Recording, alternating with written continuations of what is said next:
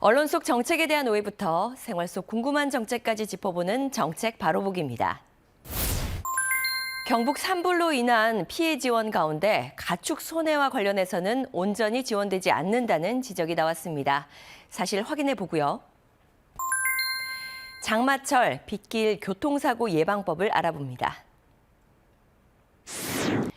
최근 언론 보도에서 산불이 사회재난으로 분류돼 재난 및 안전관리 기본법에 따른 복구 지원금만 주어지고 농산물, 가축 손해는 지원금이 온전히 지급되지 않는다는 내용이 있었습니다. 이에 대해 농림축산식품부는 법 개정과 병행해 농업재해보험의 보장을 강화하는 등을 통해서 실효성 있는 농업인 경영 안전망을 구축할 수 있도록 지속적으로 노력하겠다고 밝혔습니다. 농업 분야에서 자연재난 또는 사회재난인 산불이 발생하는 경우 농업재해보험을 통해서 경제적 손실을 보상하고요. 재난지원금을 통해서 어린 가축의 입식비, 생계비 등을 지원하고 있다는 설명인데요. 정부는 지난 3월 영남권 산불 피해를 고려해 가축 입식비 지원율을 기존 50%에서 100%로 상향하고 축산 분야 생계비는 최대 5개월까지 특별 지원하는 등 복구비 지원 수준을 대폭 확대했습니다. 또 농업재해보험 가입을 활성화하기 위해 보험료의 50% 내외와 또 운영비의 50에서 100%를 국비로 지원하고 있습니다. 농식품부는 경북 지역의 산불 피해 농가 중 농업재해보험에 가입한 546명에게 보험금 284억 원을 또 가축 재해보험 가입자 26명에게 보험금 124억 원을 또 지급했고요. 농작물은 최종 수확기에 재해로 인해 감소한 수확량에 대해서는 추가로 보험금을 지급하기로 했습니다.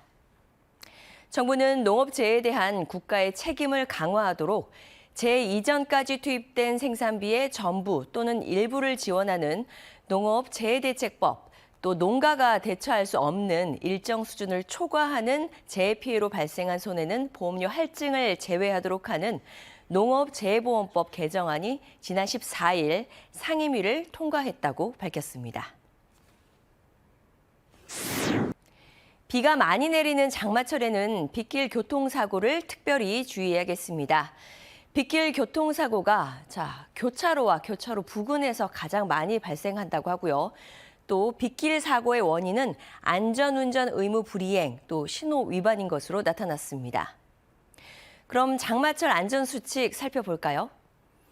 평소보다 20% 감속 주행해야 하고요.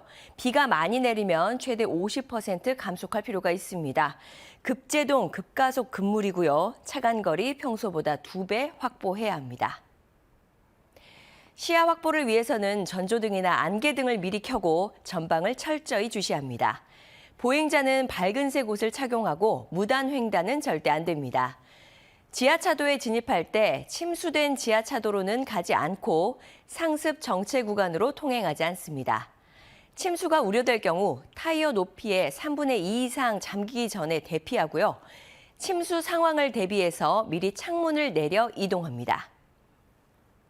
마지막으로 자동차 타이어 마모 정도와 공기압은 미리 확인하고요. 와이퍼, 브레이크, 전조등을 점검합니다. 창문 김서림 방지를 위한 통풍도 함께 체크합니다. 장마철에 방심은 금물입니다. 지금까지 정확하고 올바른 정책 정보 전해드렸습니다.